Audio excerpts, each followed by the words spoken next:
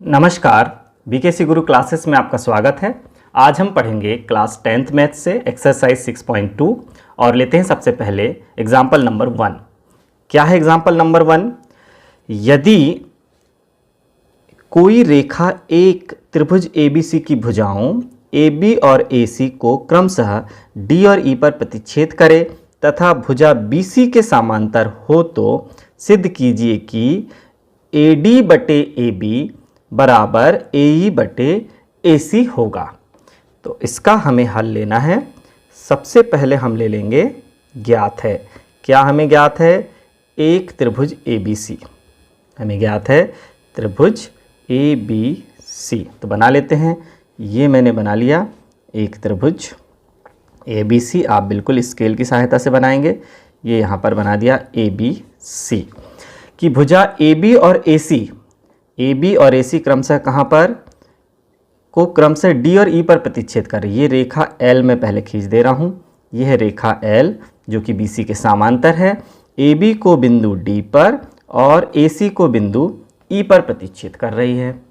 इसके बाद हम देखेंगे कि हमें सिद्ध क्या करना है। तो पहले हम देख लेते हैं त्रिभुज ABC में क्या है। BC के समांतर एक रेखा L है। BC के समांतर एक रेखा L है और हम ये वाली बात भी लिख देंगे कि रेखा जो है, रेखा L भुजा AB को कहाँ पर? D पर तथा AC को E पर काटती है। इतना काम हमने ज्ञात है में कर दिया। अब हमें सिद्ध क्या करना है? देखिए, सिद्ध करना है। क्या सिद्ध करना है? देखिए ये लिखा है AD बटे AB बराबर AE बटे AC। तो लिख देते हैं AD बटे AB बराबर AE बटे AC। ये हमें सिद्ध करना है। ठीक, अब आ जाते हैं हम उपपत्ति पर। उपपत्ति हमारी क्या है? क्या है हमारी उपपत्ति में? सबसे पहले आएगा कि त्रिभुज ABC में क्या है?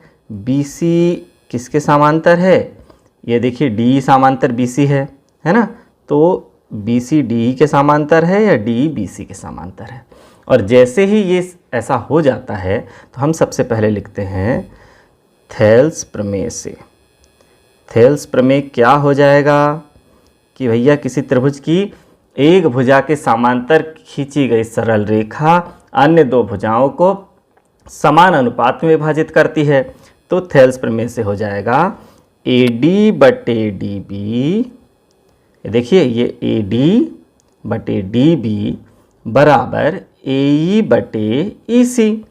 AE किसके बटे? AE बटे EC। ये हो गया।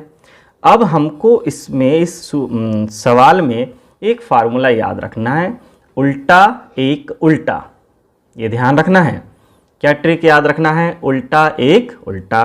तो देखिए अब हम सबसे पहले उल्टा का इस्तेमाल करेंगे यानी व्युत्क्रम करेंगे। तो ये जो दिया हुआ है हमें AD बटे DB बराबर AE बटे EC, इसमें व्युत्क्रम अनुपात लगा देंगे तो DB जाएगा ऊपर और AD आ जाएगा नीचे। इसी प्रकार EC जाएगा ऊपर और AE आ जाएगा नीचे। उल्टा। उसके बाद क्या बोला था? एक। तो दोनों पक्षों में हम क्या जोड़ देंगे? एक जोड़ देंगे। DB बटे AD धन 1। फिर उस तरफ भी क्या हो जाएगा? EC बटे AE बटे EC धन 1। दोनों पक्षों में एक जोड़ दिया। उल्टा एक उल्टा। अब एक जोड़ने के बाद क्या प्राप्त हुआ वो देखो पहले। DB में क्या जुड़ जाएगा? ये देखिए नीचे वाला AD। DB धन AD बटे AD और राइट हैंड में होगा AE धन EC बटे EC। चलिए जोड़ के देखते हैं कि वास्तव में क्या प्राप्त हो रहा है हमें। ये हमारे सवाल में आते हैं कि भाई DB में जब हम AD जोड़ेंगे, ये देखिए ये DB है, इसमें जब AD जोड़ेंगे तो ये पूरी दूरी क्या हो जाएगी, ये पूरी दूरी तो ए बी हो जाएगी। तो यहाँ पर हम अंश में लिख देते हैं ए बी और बटे में हो जाएगा ए डी। इसी प्रकार ए में जब ई जुड़ेगा, ए में जब ई जुड़ेगा तो क्या बनेगा, ए सी बनेगा, ए सी बटे ई सी। हमने उल्टा कर दिया, फिर एक भी जोड़ दिया और अब हमें फिर से इसे उल्टा कर देना है, तो हो जाएगा ए डी बटे ए बी बराबर ई सी बटे ए सी। यही तो हमें सिद्ध करना था। तो देखिए कितनी आसानी से हमने एक उल्टा ट्रिक का इस्तेमाल करके उदाहरण 1 हल कर लिया। अब ले लेते हैं उदाहरण नंबर 2। क्या है उदाहरण number 2? A B C D एक समलंब है या समलंब चतुर्भुज है जिसमें ए बी समांतर डीसी है। ए बी समांतर डीसी है। असमांतर भुजाओं AD और BC पर क्रमशः बिंदु E और F इस प्रकार स्थित हैं कि EF भुजा AB के समांतर है। तो दर्शाइए कि AE बटे ED BF बटे FC है। तो बना लेते हैं जैसा कि चित्र हमें दिया गया है। सबसे पहले ABCD एक समलंब बना लिया। ये देखिए ABCD एक समलंब बना लिया। इसमें A, B, C और D अंकित कर दिया। फिर इसके बाद हमने क्या किया, असमांतर भुजाएं कौन सी हैं, AD और BC। इन पर बिंदु क्रमशः कौन कौन हैं, AD पर बिंदु E है और BC पर बिंदु F है। ये अंकित कर दिया E और F। फिर बोला गया है इस प्रकार है कि EF भुजा AB के समांतर है। ये दोनों EF जो हम खींच देंगे ये कैसे हैं, AB के समांतर हैं। तो हमें दर्शाना है AE बटे ED, ये AE बटे ED बराबर BF बटे FC। तो सबसे पहले हमें ज्ञात क्या है, तो लिख देते हैं ज्ञात है ABCD एक समलंब है। ABCD एक समलंब चतुर्भुज है जिसमें समलंब चतुर्भुज है तो इसमें समांतर भुजाओं का एक जोड़ा होता है। तो क्या हो जाएगा, AB समांतर DC तथा और क्या दिया हुआ है, AB के समांतर और कौन है, AB समांतर EF, AB समांतर EF। तो हमें एक बात समझ में आती है कि क्या है, एक ही रेखा के समांतर रेखाएं परस्पर समांतर होती हैं। अब देखो AB के समांतर DC भी है और AB के समांतर EF भी है। तो हम लिख सकते हैं कि DC समांतर EF है। कारण भी लिखेंगे, एक ही रेखा के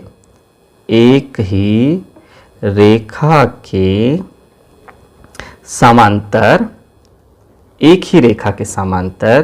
रेखाएं परस्पर समांतर होती हैं, ये बात है। इसलिए अब AB समांतर EF समांतर DC ऐसा हम लिख सकते हैं। अब हमें यहाँ पर क्या सिद्ध करना है, क्या सिद्ध करना है बताइए। हमें सिद्ध करना है, दर्शाइए कि AE बटे ED बराबर BF बटे FC।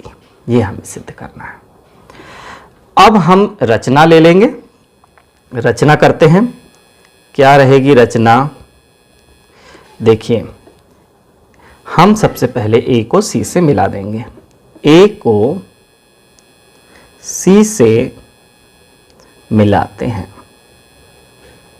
ये हमने रचना किया। क्यों किया ये रचना, क्योंकि हमने चतुर्भुज को दो त्रिभुजों में बांट दिया। ये देखिए A को C से जैसे ही हम मिलाएंगे, ये मिला रहे हैं A को C से, तो क्या हो जाएगा, ये मिला दिया। A को C से मिलाने पर ये दो भागों में बट गया, त्रिभुज ADC और दूसरा त्रिभुज ABC। ठीक है बच्चों, चलिए तो उपपत्ति करते हैं। क्या है उपपत्ति, सबसे पहला वाला त्रिभुज लेते हैं, कौन सा है, ADC, त्रिभुज ADC में, त्रिभुज ADC में थेल्स प्रमेय ही लगाएंगे, तो आधारभूत आनुपातिक प्रमेय या थेल्स प्रमेय बोल देते हैं। थेल्स प्रमेय से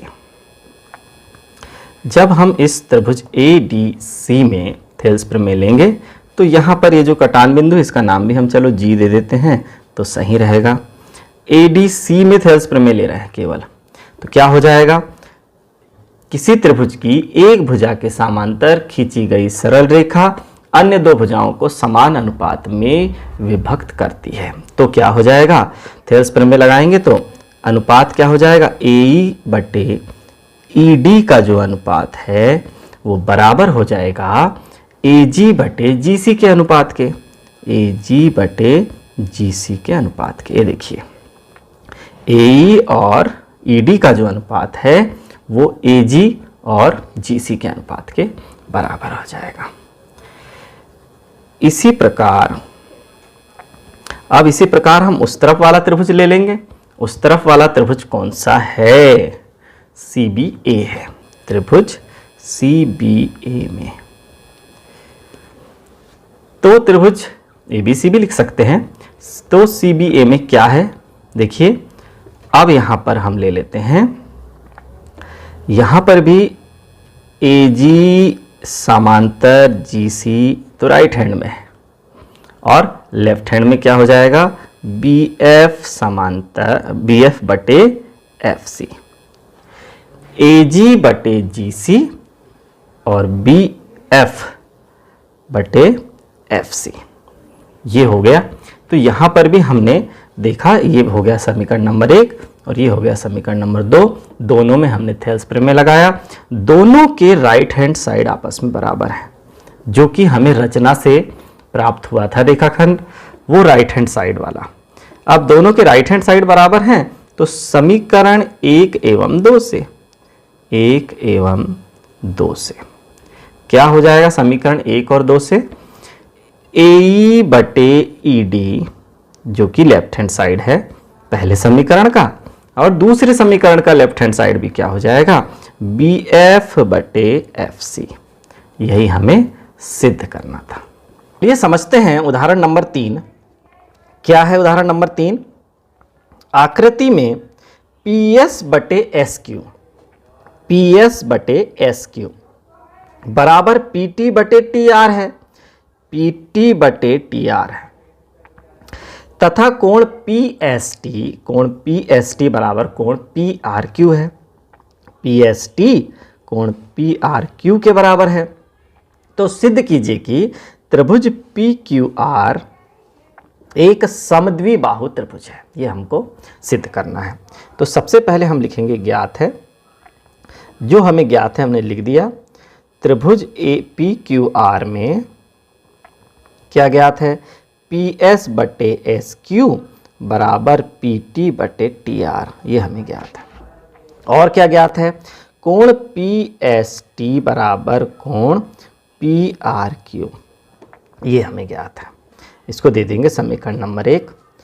सिद्ध क्या करना है, सिद्ध करना है त्रिभुज PQR एक समद्विबाहु त्रिभुज है। क्या पहचान है समद्विबाहु की, या तो उनके संगत भुजाएं बराबर होती हैं या संगत कोण बराबर होते हैं, मतलब कोई दो कोण बराबर हों या कोई दो भुजाएं बराबर हों। तो देखते हैं उनमें से जो सिद्ध हो जाए। उपपत्ति में हम देखते हैं कि सबसे पहले हमें ज्ञात क्या है उसी को लेते हैं। हमें ज्ञात क्या है, त्रिभुज PQR में PS बटे SQ बराबर PT बटे TR। जब थेल्स प्रमेय के विलोम में हमें बताया गया है कि ये भुजाओं का अनुपात यदि आपस में ये बराबर है ये, तो ये जो ST है वो तीसरी भुजा के समांतर होता है। तो लिख देंगे थेल्स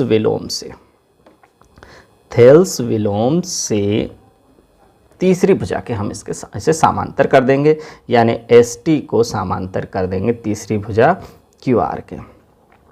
जैसे ही एस टी और क्यू आर समांतर हुए तो हम देखते हैं कि ये वाला जो कोण है, कोण पी एस टी, वास्तव में वो पी क्यू आर कोण के बराबर है।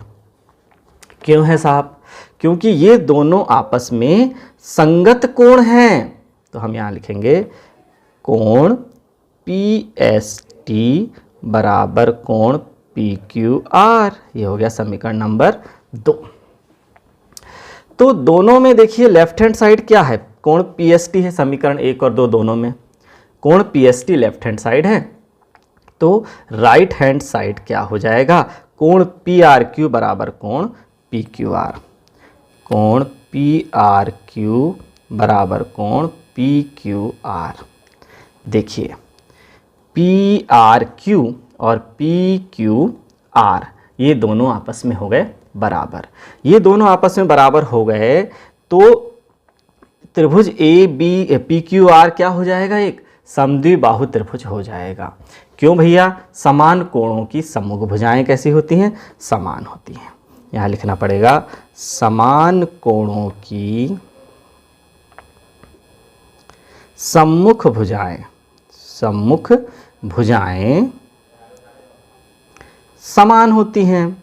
जब समान होती हैं तो हाँ हम क्या लिख देंगे भाई साहब कि समान हो गई तो पी क्यू बराबर पी आर हो जाएगा, पी क्यू बराबर पी आर हो जाएगा। और त्रिभुज पी क्यू आर एक समद्विबाहु त्रिभुज है, समद्विबाहु त्रिभुज है।